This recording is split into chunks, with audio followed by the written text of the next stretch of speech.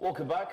Breakfast Central is a show, our final lap, the last hour, and definitely it's the front pages of the newspapers. With us is the publisher, the niche newspaper, Mr. Ikechukwu, who's here with us. Good morning on a very good Tuesday morning where we're celebrating the doling of another $100,000 US dollars.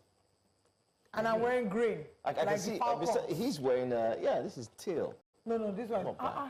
This is not teal. Some of you are really colorblind. Like this. I can see, it's like green. This is green. It's blackish this green. Okay, this is deep green. This is proper green. There is no green inside. Okay, this is green. It's not grey. It's not teal. Can we get to the newspaper? Okay, let's get to the paper. Let's get to the paper. Regardless, welcome. Thank you so much for joining us. It's so good to have you. My pleasure, Joe. Let's start with the punch. Let's go to the punch. The picture you see there is of the victorious tigress. I mean, we will soon run out of animals. It was falcons the other day. Now it's tigress. I remember Republic of Benin. They had to change the name of their male national team from squirrel. They say it was unbefitting of a imagine squirrels of Benin, and they used to match them every time. So they had to change it to a lion, a wild animal. And despite changing to wild animal, they still did Okay. So the government, I mean, it's been in celebratory mood. The government is doling out dollars, even though they say Nigeria first policy, left, right, and center. So they did to the tigress what they did to the falcons, to the falcons. So it shows some consistency, and it shows appreciation of the great work, and celebrating what this wonderful girls have done. But as usual, it's elicited different reactions in different quarters, saying, look, at this point in our nationhood, should we be doing this? Why don't you overhaul the entire sports system, the administrative part, and create more means for young girls, grassroots girls, to come up? We'll touch on that, but let's also look at the other headlines. Countdown to 2027, Ghana, Baraje McCarthy in tight race for PDP chair. And what you could deduce from there is that the PDP chair has been zoned to the north. The neck divided over Damagun's fate. Wike plots counter moves as PDP convention drama unfolds. So the FCT minister is still a very important and huge part of the People's Democratic Party, even though he's a minister under an APC government. We also have arrears crisis, protesting ex-soldiers pressure federal government with Friday deadline. They had issued a deadline saying, please pay us all our arrears and everything that is due to us by Friday. Afrexim Bank leads $4 billion refinancing loan for Dangote refinery. And here's a big one, states versus discos, because we've seen some states grant discounts or reduce the tariff rates, and disco said, no, you can't do that. So the power courts begin over tariff impasse. They say when two elephants suffer, it's the grass. When two elephants fight, it's the grass that suffers. So citizens of those states should be expecting blackouts. States defiant vow to dismantle grips. Disco's grip amidst Enugu blackout. So the Enugu guys are saying, look, you can't give this discount. You don't have the power. So they decided to turn off the lights. FAC to recover 101 billion naira from customs after audit report. And $160 million, Vietnamese police arrest 2 Nigerians and 5 accomplices. Okay, so those are the headlines. But let's start with the Afro Basket champions, the latest, doing it 5 times in a row.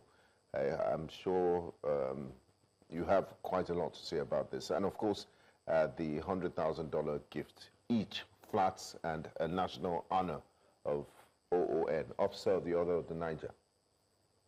Well, again, I think it was last week, Joe, that we discussed the Falcons. Absolutely. So, as they say, what is good for the Falcons is also good for the Tigers. But, it is good. These ladies are winning the title for the 5th time consecutive. consecutively. If you add all their winnings, this is the 7th time they are winning the trophy. So it is a milestone, a significant milestone. And they deserve to be celebrated as they have been celebrated. But like I also said last week, and it was as if I knew this was coming, because I said what was done to the Falcons is like setting a bar, and it's going to be problematic coming below that bar. So it is now as if anybody who wins any kind of trophy for Nigerians, or for Nigeria, the benchmark now is $100,000, a flat in Abuja, and national honors. The question, like I also asked last week, is this sustainable? Can we afford to be this spendthrift? A country that claims it has no money, and in real terms, it has no money, because we are borrowing much of these funds that we seem to be throwing away. Look, there must be a reward system put in place that will take care of everybody. It is ironic that at the same time we are doling out $100,000. And don't forget, this may well be just the beginning, because if you also remember what happened with the Falcons, the Governors Forum did theirs, exactly, and then the Governor of Imo State has also done another reward for the 7 players who are from Imo State. And then there's Adamawa State. Adamawa also did for the coach. Even Ondo State, just yesterday. Ondo State did for 2 of the players from Ondo State. So, look, the impression that we get is that this is a government that is latching on everything, having not much to celebrate. It is therefore playing politics with these largesse to be seen as being populist. This is not how to run a government. What if tomorrow the cricket team wins the World Cup, now, for instance? If that means we are going to do $200,000, because if $100,000 at the African level is at the African level, if that means anybody who wins at the global level is going to get at least $200,000. Is this sustainable? Ironically, at the same time that this money is being splashed, retired Nigerian soldiers were protesting in front of the Ministry of Finance for payment of their entitlement, post-retirement entitlements. That was exactly also what happened last week. with the police. The police, retirees, we are also protesting the paltry sum that is paid to them. A retired assistant inspector, ASP, Assistant Superintendent of Police, takes home 2.5 million as gratuity after 35 years of service. Yet, we are in a country where someone serves, in quote, as a governor. He has stolen so much money in the 8 years or the 4 years he has served as a governor and has secured his future. Yet, he will come up with a pension benefit that will still take care of him, his family, for the rest of his life. So there is something fundamentally wrong with the reward system. And we cannot go on like this, where those encouragers of power see national team, see the treasury as their own money that they can dole out at will. I mean, when we started the show, this was the conversation that we had, and my perspective was that, again, I mean, you've done a comparison with these gifts being given out vis-a-vis the current reality of Nigerian soldiers. I was saying, even looking at the sports sector, this is an industry where at least oftentimes we hear stories of them running in dark stadiums, where some of them come to protest on paid salaries. Lack of facilities. You know, they have to pay for their gear out of sports pocket. administration is a mess. So are we celebrating the end result, but failing to contribute to the process that leads to this end result? Are we creating an ecosystem for sports that allows young Nigerians to thrive, not just here, but represent us on the global scale? Not that they will live here, go and represent other countries, and then we'll bring other people. I mean, there are very talented young Nigerians who would want these opportunities, but would rather work for other countries, represent other countries, because they feel like they'll be adequately remunerated if they represent these other countries. Well, to be fair, most of the players in this D-Tigress thing all came from abroad. Exactly. Sponsored themselves. Sponsored themselves. They used to buy their kit. I don't know about this particular tournament, but before now, they buy their kits. They do everything for themselves. So what are you doing going forward to create institutions, to create facilities that will help in the training of the stars of tomorrow? What we are celebrating, it is good. Right. Like you said, that these guys may as well choose to play for any other country. But patriotism drove them back here at a time when people like Kemi Badenoch is out there bad-mouthing Nigeria and Nigerians every day, saying she has nothing to do with the slightest opportunity. Nigeria. We have ladies who, if they want to, look at the lady, the plum tail of Ashley. Yes. Of Actually, The Falcons. something. of Falcons.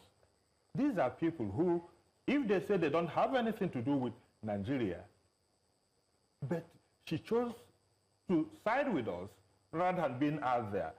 Whereas those who grew up here until they were 16 said they don't have anything to do with Nigeria, even when they are answering The Nigerian name. That should be the next step. She should actually go and change her name. Kemi. We'll come to talk. Let's pause for a bit. We have a call from Bauchi. We have Samuel calling from Bauchi. Good morning, Samuel. Oh, we seem to have lost that. Kemi Please should call change back. the name to Catherine Badnoch. Catherine Badenoch. Yes. So, but this is not about Kemi. All I am saying is just not to make the point that these ladies are worth celebrating because they have brought honors to this country. And a country that is desirous of something to celebrate, when all these flashes come, you can see the euphoria, you can see the enthusiasm out there. We are euphoric, we want to celebrate them, and we are glad they are giving us something to be happy about. In a climate where all you get is bad news, 100 people murdered in their sleep, this, so that we are getting something that pulls us on the spotlight and people are celebrating us is something we must celebrate. But the point is $100,000 the way to go? Okay. And what happens tomorrow going forward? Have we set a standard that any other person who wins award on behalf of this country at the continental level must go home with $100,000, a flat in Abuja, And the OON? Can Food we for sustain thought. it? Food for thought. Okay, let's take another paper. Let's go to the Vanguard now and see what the stories there are. I already know one story I want us to take, but of course the Tigress is the big story. Project Tinubu has been fair to Southeast Umar. He says this is of course in response to the marginalization claims, marginalization in terms of appointment as well as project distribution. US to international students will revoke your visa if you skip classes and leave program. Now, wow. You go drink water, drop cup, so. Okay. No, but I mean, if your parents have paid so much money to send you abroad as an international student, why should you be skipping classes? Because Anyway, but they are badly behaved children, so course. it's good that that threat is there. APC, ADC bicker over attacks on Atiku, El Rufai, Obi, Amaechi, ex-soldiers shut down finance ministry. Olubadan in council endorses Ladoja as 44th Olubadan. PDP crisis temporarily over, Wike declares. Flash floods ground Lagos businesses paralyzed. WASC results, only 38.32% of candidates passed English and maths. So what happened to the remaining slightly over 60%? Smear campaign against Ojulari aimed at derailing oil sector reforms, says group. Ojulari resumes work amid resignation rumor. That is the story we'll be starting with. But we have a phone call coming in this morning. Good morning, Osas. Thank you very much for calling from Port Harcourt. Please go ahead with your comment. Good morning, Oli. Good morning, Vanguard. Good morning, Johan. Good morning, Good Osas. morning. Thanks. Morning. Good morning, sir. My test is just a question for Babajide Sanwo-Olu, sorry. You know, the other day, Peter Obi was making some remarks about Nigeria, and Babajide Sanwo-Olu came hard on Peter Obi, telling him that he should stop the marketing Nigeria.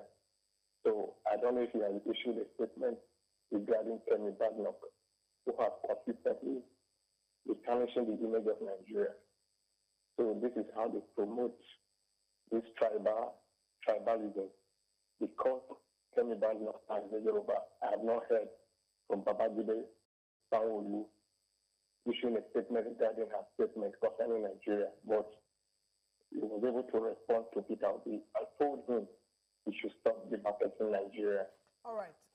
Thank you very much. So, thank you. That's all I have. Thank you, Osas. We try very much not to encourage conversations that go along ethnic and tribal lines, stating that. But I'm going to have you respond to that. You know, he's saying that the governor Should be consistent. He should be consistent in calling out Kemi Badnoch in the way that he called out Peter Obi for demarketing Nigeria. And he thinks that is a thing of tribe. Olive, you know, we have our issues in Nigeria. I wish we could go away from the issue of ethnicity, the issue of religion, and face the existential crisis that is facing us. Hunger has no religion, it has no ethnicity. Absolutely. Poverty has no religion, it has no ethnicity. Bad governance affects all of us, whether you are Yoruba, you are Igbo, you are Hausa, you are a Shekiri, you are a Ijaw. So, I think what we should do, which we are not doing, and we are allowing our political elite to divide us along ethnic, tribal, religious lines. But incidentally, when they are sharing the money, when it comes to corruption, they have all sorts on the table. They don't discriminate. They only discriminate when they want to get our votes. That's when they will tell you, so person does not look like you, or does not behave like you, or his religion is not the same, and therefore you're not going to allow him to vote here, and all that. But while they are there, sharing all the money, people are taking their part of the loot. The common man on the street is left high and dry. We are all buying things in the same market.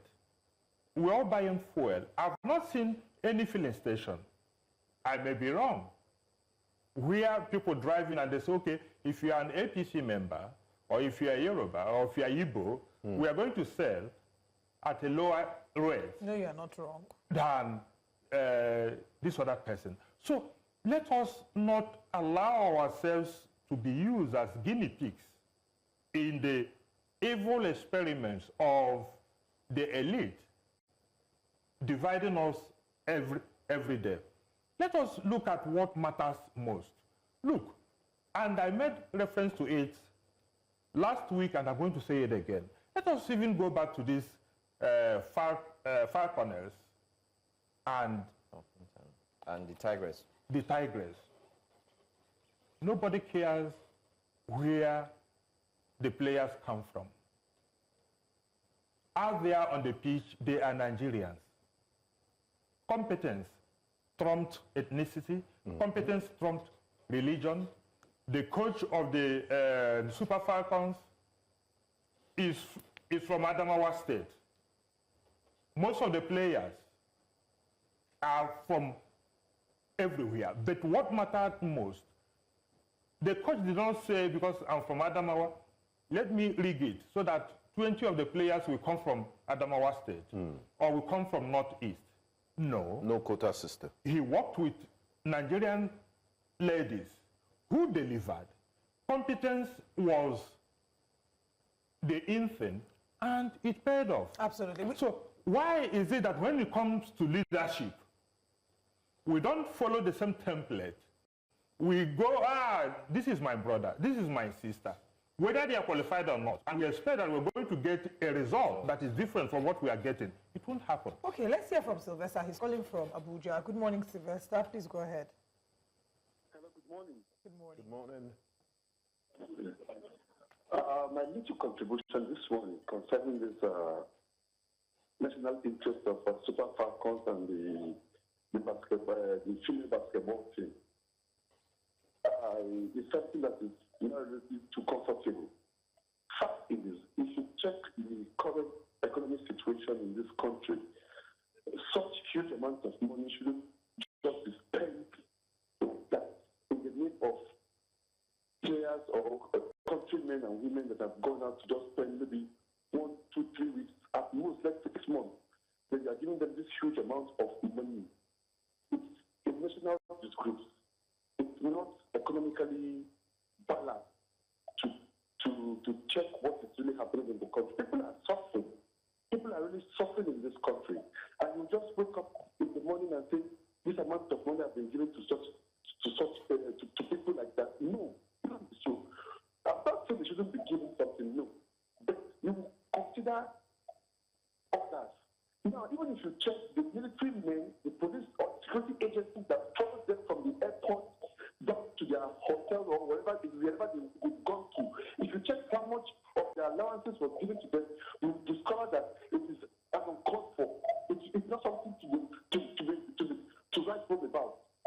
I can bet you that the security men and women that follow them from wherever they are coming from down to wherever they've gone to for this national honor and whatever, if you check their allowances for the day, it was not even paid, it was not given to them. But you discover that why would we have security lapses? That is why corruption will not end in this country. Because we are not doing these check and balances as the way you ought to do it. You don't use some people as scapegoats while others are enjoying. No. Nigeria belongs to everybody. Okay. I'm speaking of Nigeria. All right, Sylvester. Thank you so much. Thank you. Sylvester, Thanks for your summation. and Thank sharing you. your thoughts. All right. Okay, I want us to quickly move on from this so we can touch on other stories. And let's talk about Bayo Julari. There were reports about him having resigned from the NNPC. Remember that he was appointed on the 2nd of April 2025. Now, what had made this even more complicated is that their corporate communications officer had also resigned June 21st, 2025. So getting an official communique might have posed a challenge. So against the backdrop of all the speculations of him resigning, it is reported that he has resumed. He resumed 9:35 a.m. at work yesterday, laying to rest the speculations of his resignation. And a group has said it's a smear campaign against him. The other speculation we heard was that he actually did resign, but they said, Omo, go back there. You can't embarrass the presidency. So these are some of the things we've heard in the grapevine, but let's get your thoughts on this. My thought on that is that the corruption in the oil sector did not go away with the exit of Mele Kyari. It has always been there, and it will continue to be there. If you know, I have a friend who works on the corridors of power right now, about 3 or 4 weeks ago when I was in Abuja and we were discussing, and he said, look, if you know what is going on in the oil industry, you will cry for this country. So whether it is Ojulari, whether it is Mele Kiari, whether it is Dizene, Alice Madeke, the rot is still there. I have said it here once. Don't forget that late Muhammad Buhari, as president, was also oil minister for 8 years. Don't forget that right now, the Minister of Petroleum Resources is no other person than President Bola Ahmed Tinubu. So they know the game they are playing. Of course, in all those days that the rumor was out there that Ojulari has been forced not to resign, there was no forceful statement from the presidency saying this is not true. And of course, there was nothing from the NNPC. They know the game they are playing. These guys are playing with Nigerians. And this is what upsets me when I see the ordinary man on the street who does not know what the issues are, trying to defend the indefensible. Look, we are all victims. We are all victims of a system that has refused to live above board. We are all victims of a system that has refused to prioritize common good. We are all victims of a system that does not lay any stock on accountability.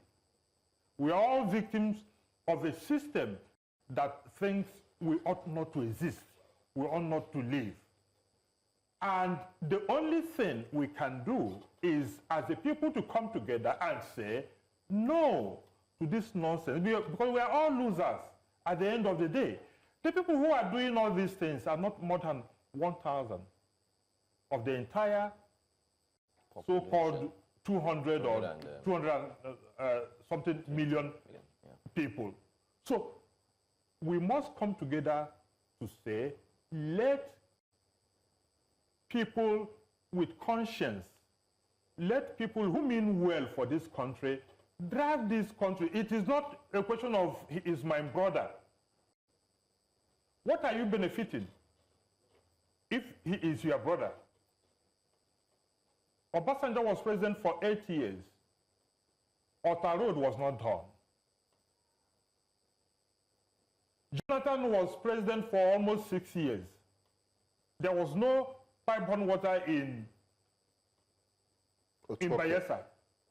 Not to talk of Otueke. The East-West Road was not done. So this idea that he is my brother, whether he is, Buhari came and they said, even if it is, let it be Buhari. What did the average person in the North benefit from that Buhari was president for 8 years?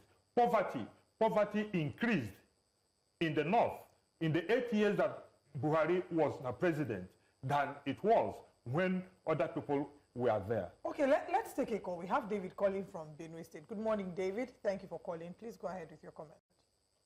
Yes, good morning. Good morning. Can you turn down the volume of your TV set so we can have a proper conversation as it's interfering? Yes, I've done that. Thank you. Yes. My take on the issue of super falcons and that of the ladies that won Afro basket is that one thing I would like to talk about is that the reward given to this set of ladies. The reason why I said so is that, our sportsmen who have been representing one competition or the other have been suffering a lot due to lack of support from the government. But my problem, like the guest on the station said, is that this. All right, David. David, unfortunately, we'll have to let you go. I don't think your network is that clear you're barely enough for us audible to hear you. But let's go to our final story. Surprisingly, I don't know how we did it, but we're out of time. I'm like, how? Daily Independent, 712 billion naira outrageous for airport renovation. Aviation experts say ask federal government to concession airport to engage in PPP. MMIA full renovation, most expensive in the world. Clear sign of government wickedness to the people, Labour Party says. What's your take on that? My take on that is that it is the same thing that we said about the 15 trillion naira of Lagos Calabar coastal road. And the commission 30 kilometers.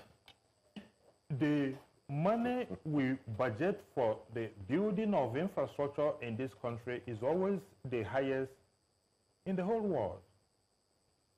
716 billion naira can build a brand new airport in any other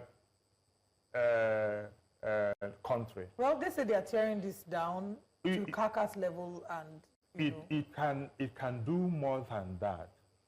But the question that has also been asked,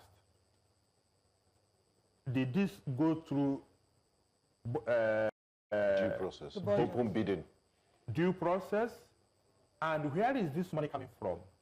They said it's from subsidy of fuel. And the question I asked yesterday was, so how much has Nigeria saved from subsidy? And was it budgeted for? Was it part of the appropriations that were made by the National Assembly? Important question. Wherever the money is coming from, whether it is from money from subsidy, it must be appropriated. Where is this money coming from? All these nebulous accounts of renewed hope infrastructure development fund, blah, blah, blah, they are all avenues. Election is coming up in less than 2 years. I dare say, I may be wrong, but I need to be proved wrong. These are all avenues of getting money to run elections for 2027. And again, is it a priority? In a situation, we have seen schools, only 38.2% of students that sat for WASC passed 5 papers, including English and mathematics. Last year, it was 72.8%. This year, it has come down. And meanwhile, the APC, sorry to interrupt you, the APC youth leader just opened a gaming center, snooker and PS5 for Nigerian youths to come and spend time. is for networking. We are getting our priorities wrong. In a country where nurses embarked on a warning strike because of poor conditions of service and the rot in the health sector. Our education is not moving up. Our health sector is a mess, and we are devoting 712 billion naira for a single airport in Lagos. Look, we must be sincere to ourselves. We are lying to ourselves as a people, as a country, and I watched Festus Nakayamo yesterday on TV, and I wish the people had asked him, what happened to the shovel and this thing that in Buhari's administration, the 700 and how many thousand Nigerians they said they were going to empower about 3 or 4 years ago. What happened to that project? How many people were empowered? What happened to the money that was budgeted? I hope this airport won't go the same way. We are not serious. Nigerians must rise up and demand, as of right, accountability from those who call themselves our leaders. Otherwise, this nonsense will continue. And that's where we put the pin on today's conversation. We'll resume again tomorrow. Thank you very much for joining us, sir. Thank you to our viewers on YouTube, our viewers on television, as well as our guests who have joined us physically and virtually.